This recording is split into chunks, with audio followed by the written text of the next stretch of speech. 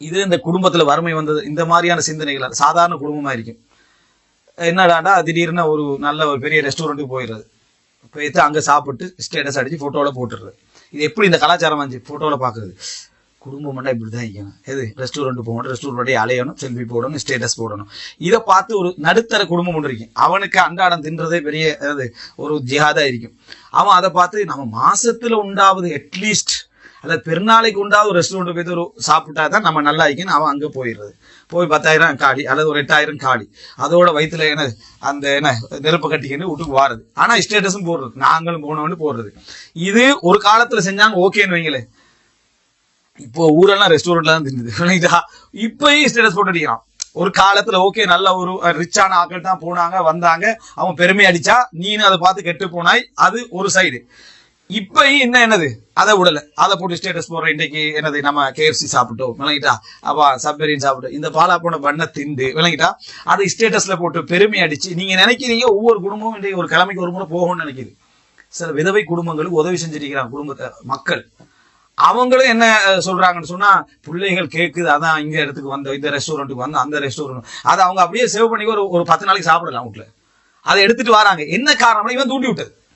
அவன் ஸ்டேட்டஸ் போட்டு இவன் வைத்திருச்சல கிளப்பி இவனும் குடும்பத்துல கடமைகள்ல உண்டா நினைச்சு இவன் அங்க போறான். மாசத்துக்கு ஒரு முறை போனாதான் அது குடும்பத்துல கடமைகள்ல உண்டு என்ன மாதிரி நினைச்ச போகலாட்டி அவன் வறுமையில இருக்கிற மாதிரி இவன் ஏற்படுத்துறான். நீங்க இவருக்கும் அது பெருமை வேற. இவர் அந்த சாப்பாடு ஏதாவது கொண்டு போய் கொடுத்தாருவீங்க அந்த வீட்டுக்கு, நீங்க இது வரைக்கும் திண்டிக்க மாட்டீங்களேன்னு அவனை தூண்டி விட்டு விளங்கிட்டா. அந்த கஷ்டப்பட்ட குடும்பத்தில் உள்ள அவன் என்ன செய்யறான்? வறுமையில் உள்ளவனாய்ப்பான். அவன் அதை நினைச்சு ஓ பெரிய சொர்க்கத்துல மண்ணு செல்வா வந்த ஃபீலிங் அவன் ஆயிடுறான் விளங்கிட்டா. இதெல்லாம் எங்கிருந்து வந்தது? இந்த ஆடம்பர கலாச்சாரம். அவன் இதனால மனைவிமார்கள் என்ன செய்யறான்? கணவனுக்கு எதிராக திரும்புறான். கணவனுக்கு எதிராக மனைவிமார் திரும்புறாங்க. அடுத்தவன் ஸ்டேட்டஸை விரும்புறாங்க. அவர் இப்படி வச்சுக்கிறாரு, அவரும் சாதாரணமா தான் உழைக்கிறாரு, எப்பயும் போறாரு வாராரு, அங்க போறாரு இங்க போறாரு. இந்த மனைவியை நல்லா வச்சுக்கிறான். குடும்பத்தை தாயை பாக்குறான், தந்தையை பாக்குறான், மாமியை பாக்குறான், எல்லாம் பாக்குறான். அவனோட வறுமைக்குள்ள பாக்குறான். என்ன குறை? அந்த ரெஸ்டாரண்ட் போல, அந்த KFC போல, அந்த ஏதாவது ஒரு பெரிய ஒரு இந்த டாம்பிகமான ஒரு இடத்துக்கு போகல, வாட்ஸ்அப்ல ஸ்டேட்டஸ் போடல. அப்ப யாராவது அதுக்கு அந்த மனைவி ஏதாவது சபராவது இருப்பா. இன்னொருத்த வந்துடும் நீங்க அதெல்லாம் போறது இல்லையா அப்படின்னு கேட்கறது. நல்ல மனைவி ஆயிருந்தா அதெல்லாம் ஏன் போகணும்? நம்ம நல்ல முறை என்ன கனவு வச்சுக்கிறான்னா முடிஞ்சிடும். பெண்கள் பொதுவாக அப்படி இருக்க மாட்டாங்களா? அவங்க என்ன செய்யுது, அதெல்லாம் எங்களோட பணத்துக்கு பொருளாதாரத்துக்கு சரி வராது, அதனால நம்ம அப்படி இருக்கிறோம் அனுதாபத்தை வெளிப்படுத்திடுறது. நல்ல கணவனாய்ந்து அவனும் என்னமா எனக்கு உன்னைய கூட்டிட்டு போறதுக்கு எனக்கு வழி என்னடா கவலைப்படுறீங்க? சொர்க்கத்துக்கு போல என்ன கவலைப்படுறீங்க? அல்லது வேற எதுக்காவது கவலைப்படுறீங்க? பள்ளிக்கு போல என்ன கவலைப்படுறீங்களான்னு கேட்டா இது ஹலால் ஹராமான்னு கன்ஃபியூஸா இருக்கக்கூடிய அதுக்கு போலன்னு முழு மார்க்க குடும்பம் இருந்து கவலைப்பட்டு உட்கார்ந்துட்டு இருக்குது. எங்கிருந்து ஏற்பட்டுச்சு? டாம்பிகத்தை காட்டி இதுதான் குடும்ப வாழ்க்கை என்று சொல்ற ஒரு ஸ்டைல மக்களுக்கு கொண்டு போய் காட்டி அதை ஸ்டேட்டஸ் போட்டு ஸ்டேட்டஸ் போடுறவங்களும் அதுல குற்றவாளிகள். எதையோண்டு ஒன்று தின்னையிலாது என்னது அதை ஒரு ஸ்டேட்டஸ்ல போடுற பார்க்க அசிங்கமா விளங்கிட்டா அதை தின்று போடுற. அதுக்கு பிறகு கொஞ்சம் நேரத்துக்கு போற காலி ஆயிருச்சு, என்னது வெச்ச சாப்பாடு காலி ஆயிருச்சு, அதையும் போடுறது விளங்கிட்டா. அல்ஹம்துலில்லாஹ் வேற, அதுல என்ன அல்ஹம்துலில்லாஹ் வேற. அந்த ஃபேமிலி அதை பார்த்துட்டு அல்ஹம்துலில்லாஹி அலா குல்லி ஹால், எல்லா நிலையிலும் அல்லாஹ்வுக்கு எல்லா புகழும். துன்பத்திலே நீ என்னமோ அன்றைக்கு நைட் சாப்பிடாத மாதிரி, பகல் சாப்பிடாத மாதிரி, காலை சாப்பிடாத மாதிரி வருதா இல்ல? நீங்க யோசிச்சு பாருங்க. எல்லா குடும்பங்களும் இந்த பிரச்சனை வந்திருக்குது. அதுல என்னடா இதெல்லாம் மார்க்க ரீதியா பிழை இல்ல. வசதி உள்ளவங்க போகட்டும், சாப்பிடட்டும், சந்தோஷமா இருக்கு. உங்களோட குடும்பத்தை சந்தோஷமா வைங்க. உங்களுடைய இதை கொண்டு போய் நீங்க ஸ்டேட்டஸ்ல போடுற டைம்ல என்ன செய்ய மாட்டா, உங்களோட வீட்டுக்கு பக்கத்தில் உள்ள வறுமையில் உள்ள குடும்பம் கன்ஃபியூஸ் ஆகுதுன்னா நல்ல மார்க்கப்பட்டுள்ள உங்களுக்கு தெரியும் இது என்ன லெவல்னு சொல்லி அல்லாஹ் தஆலா அவங்களுக்கு கொடுத்தீங்கன்னா அவங்க அனுபவிக்கணும். அல்ஹம்துலில்லாஹ். மார்க்கப்பட்டு இல்லாதவன் தடுமாறுறான். அவன் என்ன தடுமாறுறான்னா, என்ன மனைவியை நம்ம இப்படி வச்சுக்கலாம் இருக்கே, கடன் எடுத்து போனவன்லாம் இருக்கிறான் பண்ணிட்டா. கடன் எடுத்து போடுறது, பில்ல போட்டு பெருமை அடிக்கிறவன், பில் போட்டு பெருமை அடிக்கிறது விளங்கிட்டா. அது அல்லாஹ் உனக்கு தந்த நியாமத்தை நீ அனுபவிச்சா சந்தோஷம், அல்ஹம்துலில்லாஹ். அதை முடிக்காம பில்ல போட்டு என்ன செய்யறது? பெருமை அடிக்கிறது. உங்களுக்கு தெரியும் இந்த சாப்பாடை சேஞ்ச் பண்ணதால ஒரு சமுதாயத்தை அல்லாஹ் அடிச்சான். என்ன, அவங்களுக்கு மண்ணு செல்வா கொடுத்துருந்தாங்க, போர் ஆயிடுச்சு. இதை விட்டுட்டு என்னது அதுகளை கொண்டு வந்தோம், வேற பருப்பு ஐட்டம் அந்த ஐட்டங்களா கொண்டு வந்தாங்கன்னு சொல்லி அல்லாஹ் தஸ்தப்திரூன அல்லதி ஹுவ அத்னா பில்லதி ஹுவ கைர், அல்லாஹ் உங்களுக்கு தந்த நல்லத்தை விட்டு போட்டு இதை போட்டு தேடி போறீங்களா அப்படின்னு சொல்லி அப்படின்னு அல்லாஹ் சபிச்சானதை பாக்குறோம். அதாவது இந்த சோர்வடையக்கூடிய தன்மை. அதாவது அம்ர் இப்னு ஆஸ் ரலியல்லாஹு அன்ஹு சொல்றாங்க, அல் மிலாலு சூஉல் குலுக், ஒன்றுல சோர்வடைவது, அதாவது வெறுத்து போவது இருக்கிறது, அழுத்து போவது இருக்கிறது, கெட்ட குணங்கள்ல உண்டு. ஒரு பேனை இருக்குது, நீ நல்ல முறையில் எழுதி என்ன செய்ய பழகிறாய், நல்லா தான் எழுதிட்டு இருக்குது.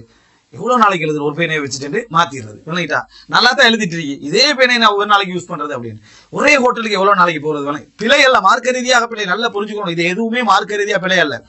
ஆனா அதை நம்ம கட்டுப்படுத்திக்கிறோம். ஒரே எவ்வளவு நாளைக்கு போறது, அதனால சேஞ்ச் பண்ணி என்ன செய்வோம் போவோம்னு சொல்லி இந்த மாதிரி வரக்கூடிய மிலாலு சூகுல் ஹுலுக், கெட்ட குணங்கள்ல உண்டுன்றான். அப்ப இதனால மற்றவர்களை தூண்டி விட்டு மற்றவர்கள் அந்த நிலைமையில வந்தா யூசுப் அலைஹிஸ்ஸலாம் கனவு காண்றாரு. யாக்கூப் அலைஹிஸ்ஸலாம் சொல்றான் சகோதரர்கள்ட்ட சொல்லாதீங்க. இவன் கனவு கண்டத்தை ஸ்டேட்டஸ்ல வச்சிருவான், நேற்று ஒரு கனவு கண்டேன் விளங்கிட்டா, நான் வேற லெவல்ல என்ன சூரியன் சந்திரன் எல்லாம் நம்மளுக்கு சுஜூ செய்யற மாதிரி கனவு கண்டேன், இவன் ஸ்டேட்டஸ் வச்சிருப்பான் விளங்கிட்டா. இப்ப நினைச்சு பாருங்க பாப்போம், எந்த நன்மையான விஷயங்கள் கூட ஒன்னும் செய்யல. நீங்க அது அல்லாஹ் ரப்புல் ஆலமீன் ஒரு நல்ல சமுதாயத்தை ஒரு காலத்துல வச்சுட்டா, இன்னொரு சமுதாயத்தை இங்கில வச்சுட்டேன். இல்லைன்னா தலைகீழா வச்சிருக்கே வேற மாதிரி இருக்கும். கவுபாசில லேசா கண்டுபிடிச்சிருப்பாங்க வாட்ஸ்அப் ஸ்டேட்டஸ் வச்சு. அது ஏதாவது ஒரு வேலை செஞ்சுட்டானுங்களே ஸ்டேட்டஸ்ல போட்டுருவான், நாங்க இருக்கக்கூடிய ரகசியமான ஏரியாண்டு. அந்த நல்ல மக்களாக அவங்க இருந்ததுனால அந்த மாதிரி ஒரு ஃபித்னாவோட என்ன செய்யல வரல இடத்துல நம்ம என்ன செய்யறோம் பாக்குறோம். இது கெட்ட குணம். எந்த அளவுக்கு ஸ்டேட்டஸ்ல போடுறது, மத்தவனை இதை வைக்கிறது, மத்தவனை நியமத்தை தூண்டுறது, நமக்கு இதுதான் லக்ஸரி. ஊர்ல கொடுத்து தச்சுக்கிட்டு இருப்பான், டைலர்கிட்ட கொடுத்து உடுப்பு தச்சுக்கிட்டு இருப்பான், நல்லா வரும், நல்ல முறையில நல்ல ட்ரெஸ் 3 ட்ரெஸ் 4 ட்ரெஸ் தச்சிருப்பான். ஊர்ல உள்ள ஷாப்பிங் சென்டருக்கு தான் பெருநாளைக்கு போற வளம் இன்னொன்னு உண்டாகி, ஊரே போற டைம்ல அந்த அந்த கட்டுப்பாடோட வாழ்றவனுக்கு எப்படி இருக்கும், அது அங்க கூட்டிட்டு போனா தான் என்ன அப்படின்னு சொல்லி என்னது அதை சொல்லி அதுக்கே இப்ப நம்ம உடுத்தா சரிதானே அப்படின்றது. அவன் வசதி இருக்குது, கூட்டிட்டு போறவங்க பிள்ளை செய்யல, அவங்க சந்தோஷமா இருக்கணும், அது ஓகே. ஆனா அதை எடுத்து இதையே முன்மாதிரியா பின்பற்ற வரக்கூடிய நிலைமைக்கு எது காரணமாகுது, இந்த டாம்பிகமான அந்த லைஃப் ஸ்டைல் என்ன செய்யும். நிறைய பேர குடும்ப பிரச்சனைக்கு இது ஒரு பின்னணி. கணவனோட சண்டை வருது, மனைவியோட சண்டை வருது, கணவன் சொன்ன மனைவி எடுங்க. இந்த வறுமை சப்ஜெக்ட் எப்படி சம்மந்தப்படுதுன்னா, மனைவியை பார்த்துட்டு அவன் என்ன நினைக்கிறான்னு சொன்னா, இப்ப ஒரு நல்ல ஒரு வசதியான ஒரு ஃபேமிலி ஒருத்த முடிச்சிருப்பான், அங்க எல்லாமே என்ன செய்யும் லைஃப் ஸ்டைல டிஃபரெண்டா இருக்கு. அந்த மாதிரி என்ன மனைவி இல்லைன்னு இவன் நினைச்சுக்கிறது. இந்த சினிமாவை பார்த்து நினைக்கிற மாதிரி, சினிமாவை பார்த்து சினிமால அந்த கணவனும் அந்த காதலனும் சேர்ற மாதிரி தானே முடியும். அந்த ஒத்துமையோட முடிஞ்ச உடனே நம்மளுக்கு இப்படிப்பட்ட ஒரு ஒத்துமையான வாழ்க்கை இல்லைன்னு அந்த ஒத்துமைக்கு பிறகு பேப்பர்ல பாருங்க என்ன மாதிரி வாழ்ந்துட்டு காட்டுவான். அவங்களுக்குதான் டைவோர்ஸ் அது இது பிரச்சனை இருக்கு. அதை பார்த்துட்டு இந்த மாதிரி ஒரு வாழ்க்கை நம்மளுக்கு இல்லையே என்று சொல்லி கிறுக்குத்தனமா யோசிக்கிற மாதிரி இந்த இதுலயும் இருக்குது. என்ன மற்ற மனைவிமார்களோட ஒப்பிட்டு என்ன செய்யறது, அல்லாஹ் சொல்றா உங்களுக்கு ஒன்று வெறுப்பாக இருந்தால் இன்னொன்று திருப்தியாக இருக்கும், நீங்க அதுல சபர் செய்யுங்க என்று சொல்றத அதுலயும் திருப்தி இல்லாம என்ன செய்யறது இருக்கிறத பாக்குறோம். இது படுமோசமான நிலைமை. இந்த வறுமை என்ற சப்ஜெக்ட் போதும் என்ற திருப்தி என்ற அந்த மனப்பான்மை இன்மை இருக்கிறது நிறைய பாதிக்கும் குடும்பங்களை. இதை வச்சு லைஃப்ல செலவீனங்கள் ஒரு பட்டியல் போட்டீங்கன்னா எல்லாரும் நல்லா சந்தோஷமா வாழ முடியும் என்று இருக்க எக்ஸ்ட்ரா செலவீனங்கள் இப்படி என்ன செய்யுது வந்துகிட்டு இருக்கிறத பாக்குறோம். சாதாரணமா அந்த புள்ளைய நல்ல முறையில ஒரு 10-12 வறுமையா அல்லா சிலருக்கு அருளா கொடுத்திருப்பான். அவனுக்கு பெரிய பெரிய வசதியான போன் வாங்கிக்கலாது, டிவி வாங்கிக்கலாது, டெப் வாங்கிக்கலாது, அங்கங்க ரெஸ்டாரண்ட் போயிடாது, குடும்பம் நல்லா வளருது. அந்த புள்ள கெட்டு போறதுக்கு வாய்ப்பு இல்லை, உள்ள தானே வளருது. எப்படியோ கட்டுப்பாடை வச்சு இல்லம்மா அவனுக்கு தரத்துக்கு வழி இல்லைன்னு அப்படியே வளர்த்துடலாம். அப்படி செய்யறது இல்லை. அடுத்து வீட்டுல 3 வயசு புள்ள டெப்பை வச்சுட்டு இது அப்படின்றத விட வாப்ப யோசி என்ற பிள்ளைங்க ஒரு டெப் ஒன்று வாங்கி கொடுக்கத்தான் ஆகணும். இப்ப நடுத்தரமான குடும்பங்களை சொல்றேன், அதாவது வறுமையில் உள்ளவங்களை சொல்றேன். நானும் ஏதாவது செய்யத்தான் ஆகணும்னு சொல்லி கடன் பட்டாது அவனுக்கு எவ்வளவு முக்கியம்னு பாக்குறது இல்லை. வாப்போட மைண்ட் செட்டை புள்ள பிடிச்சுக்கிறது. வாப்பா இந்த இதெல்லாம் ரிவிஷன் பண்ண வேண்டிய அதுக்காக வேண்டிய என்னது ஒரு இது போன அதுக்கு ஐபோன் தான் வேணும் அப்படின்னு சொல்றாங்க. அப்படியா அவரும் தெரியாது ஐபோன்ல தான் ரிவிஷன் பண்ணலாங்கன்னு சொல்லி அவரும் என்ன செஞ்சிருது அதை எடுத்து கொடுத்துரு. அதுல இருந்து ஆரம்பிச்சு வேற பார்த்தா ரிவிஷன் முடிஞ்சுது. சரியா, இந்த மாதிரியான நிலைமைகள் நம்ம பாக்குறோம். எங்கிருந்து வருது, டாம்பியம் ஃபாலோ பண்றது. இத வறுமையை ஒரு கேவலமா நினைக்கிறது, வறுமையை படுமோசமா நினைக்கிறது, வறுமையை அந்தஸ்து குறைவா நினைக்கிறது. வறுமைன்றது அல்லா இடத்துல பெருமதி.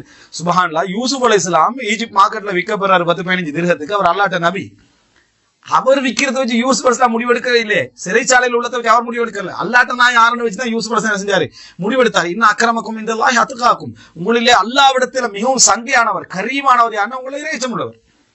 அதை விட்டுட்டு வேற நிலைமையில என்ன சொல்றத நம்ம என்ன செய்யறோம் பாக்குறோம்.